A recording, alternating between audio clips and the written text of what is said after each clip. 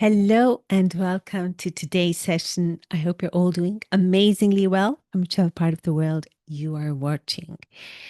Today, I continue to speak to those wellness leaders of mine who want to transition into consulting.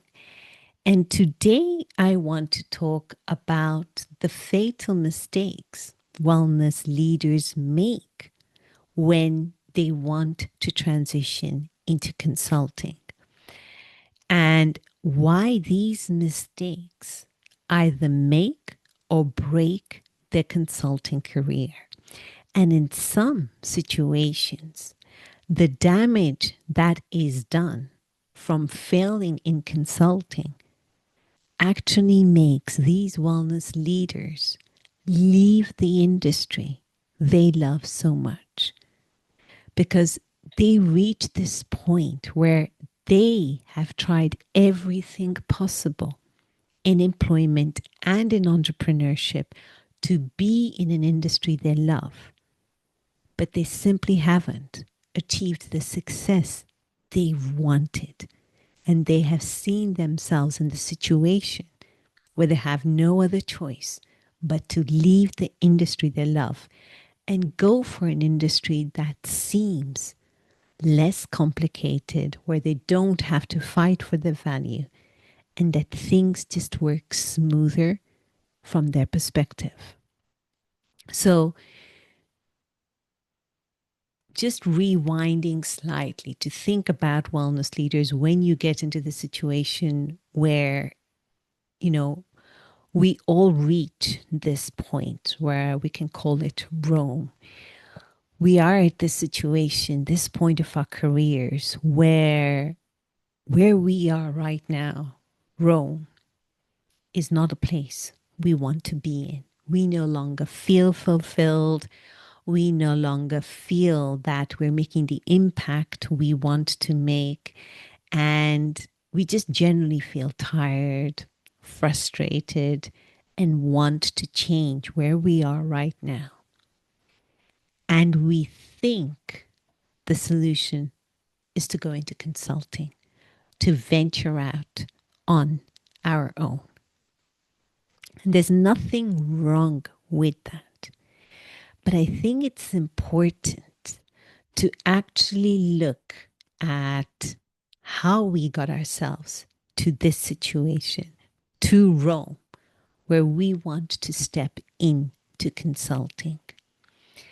Because wanting to step into consulting is important, but equally important are the reasons we choose in order to step into consulting. So let me explain myself. So, when I see wellness leaders wanting to transition into consulting, so they've reached this point of Rome, they've actually got to this situation from different paths. And while I was preparing for today's session, I kind of whittled them down to three paths. Roughly, we all reach Rome from one of these three paths. The first path is we've kind of reached the industry's famous crystal glass ceiling. So we joined the industry, we worked our way through up the ranks. We've had the privilege and the opportunity to work with amazing brands. We've had good success stories under our belt. We have grown and taken great opportunities.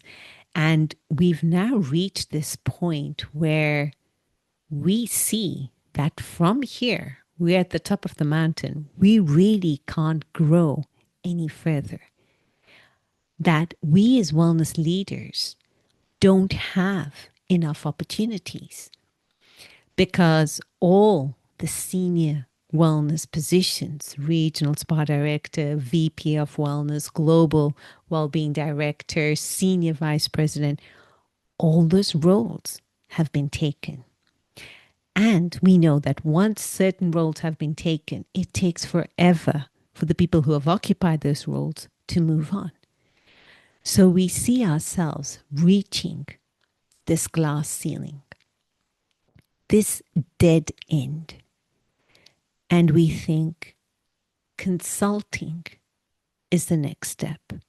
Because from here, we're definitely not growing anywhere else. And if I want to show the world what impact, and if I want to make the impact I want to make, I have no space here. And consulting would be the response. The second path I see wellness leaders take to get to this point of Rome is that they've long outgrown their role. So you are done with juggling 9 to 10 jobs at once, putting out operational fires, dealing with therapists calling in sick, begging your director of finance for budget to just get loo roll or just the basic amenities to be Forbes standard compliant or any of the brand standards you follow. You're tired of explaining to your GM the value of wellness. You're tired of explaining your director of rooms or your director of sales why we cannot comp any more treatments. You reach this point where it's like, I'm done with all the daily grind. What I want to do is just work and focus on the strategy. Someone else can deal with the daily fires. I want to go and work on strategy.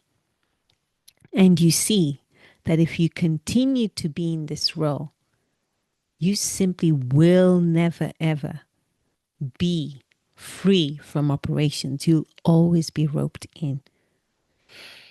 And the third path I see wellness leaders take to get to this point of Rome is you've kind of reached your tether's end when it comes to jobs within the wellness industry.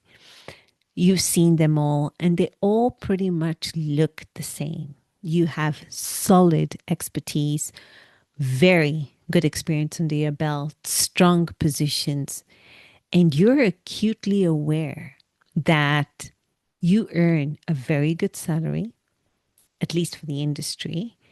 You are in amazing packages. You've made this current role work for your lifestyle. So you worked so hard to get here. And yet you know you are meant for more because you've seen the same old story repeat itself. A different brand, but there comes a point where I reach where wellness does not go beyond that. It becomes just part of wherever the company, the hotel company, or whatever company wants to go with wellness. And you know that that's not going to change. But you are terrified to take the leap because you will feel the pinch. You know that your lifestyle, there's a very high probability that that will be affected. And that terrifies you. Either way, whatever path you take to get to this point of Rome, where it is, I can't be here anymore. You think the solution to get out of the situation is to go into consulting. And here's the truth. 90% of wellness consultants will fail in the first year. And here's why. 90% of businesses that start up fail in year one. And when you choose to become a consultant, you are choosing to become an entrepreneur, a business, and the same stats apply to you. Very rarely have I seen a consultant fail because of expertise. You already have the wellness experience. You know the wellness business inside out. You know what you're good at. You know what you bring to the table. That has never been the question. What ends up tripping us is that we forget we're going from this operator role, an employee of an organization looking after their business, selling their business for them, to being a business owner of your own business. So you go from selling someone else's business and product to selling you and your expertise and all the drama that goes along with selling that. And this is where consultants fail. And the reason they fail is because they think consulting is going to rescue them from all this drama they've been going through. That feeling of being frustrated, undervalued, tired, exhausted, scared, because you've reached the situation where this operations container can no longer hold you. You want more. And you think consulting is going to rescue you. But what it only ends up doing is that it amplifies all the drama and all your fears, all your insecurities, all those unhelpful feelings. It only amplifies that. And consultants, wellness leaders transitioning into consultants, only relive what they know. So those consultants who think, or those wellness leaders who transition into consultant who think that they're sick and tired of juggling 9 to 10 jobs, they end up being those jacks of all trades and master in none. It's surprising to see how many wellness leaders, when they transition into consulting, are like a child in a candy shop. When suddenly they start getting offers or they get people interested in their services and they say yes to everything. With one client, they're creating business strategy. For another client, they're writing a profit and loss. For another one, they're writing the SOPs. They end up reliving the juggling of 9 to 10 jobs. They spread themselves so thin that it's completely unrealistic for them to sustain that level of work and make up for the income that they were earning as a full-time job as a consultant. And then they crash and burn. Or you'll see consultants who feel that clients don't understand them, that they don't get wellness. And guess what? When they were wellness leaders, they thought that the GM or the owners didn't get wellness. So what they do is they recreate that very feeling of frustration, of being undervalued, of people not caring about wellness, of complete disempowerment. They relive that situation, but as consultants, because they don't know any better. And those consultants who, or those wellness leaders, before they transition into consulting, who are petrified to lose their job or their stable income, they end up charging such high fees that they only get a few clients. And with those few clients, they cannot sustain themselves. So consulting is not the problem here. The problem here is when it is used to fix a problem it was never designed to fix. Consulting is not designed to fix all your frustrations with the industry and the system of how wellness is set up, either in hotels or in other companies. What consulting does is that it helps you solve your clients' problems or help them build their wellness offerings. That is when consulting works. And consultants don't fail in year one because the industry is not lucrative enough. We know that wellness is worth over $7 trillion. It is one of the fastest growing industries in the world. There has never, ever been a better time to be a consultant than now. Consulting is lucrative. And you already have all the knowledge you need to serve the clients where they are, who are out there for you. Where you fail is in how you transition from being that wellness leader to being a consultant, to being an operator managing several different jobs and roles, to being an entrepreneur who's very clear about what offer they have, what problem they solve, and for who. And wellness expertise will not make you better at solving client problems. What makes you better is building the skills that are required to be successful as an entrepreneur. That is what makes you successful in consulting. That is what makes you successful in business.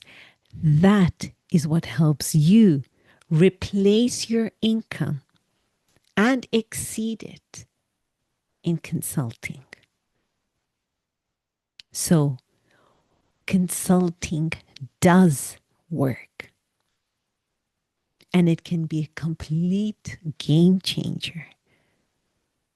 But only if you transition into it by building the right skills, not by looking at consulting to fix all your frustrations with the industries, to save you, to rescue you from your frustrations with day-to-day operations. So this week, I wanted to do record a two-part series. So this is the first of a two-part series where I wanted to highlight the mistakes I see wellness leaders make when they transition into consulting and how these mistakes can either make or break your career as a consultant. And consulting is not the problem if you fail at consulting. The problem is how you're using it. What problem are you trying to fix? Is it your frustrations with the industry? Or are you trying to solve your client's problem with the offer only you can deliver? And next week, part 2 of this two-part series, I want to walk you through what actually does work when it comes to consulting, how you successfully transition from wellness leader with an operations mindset to a wellness consultant with an entrepreneur's mindset, and how that looks so different from using consulting as an escape mechanism, something that's going to rescue you from this current realm that you're in. And on that inspiring note, I wish you all a beautiful day ahead. Take care now.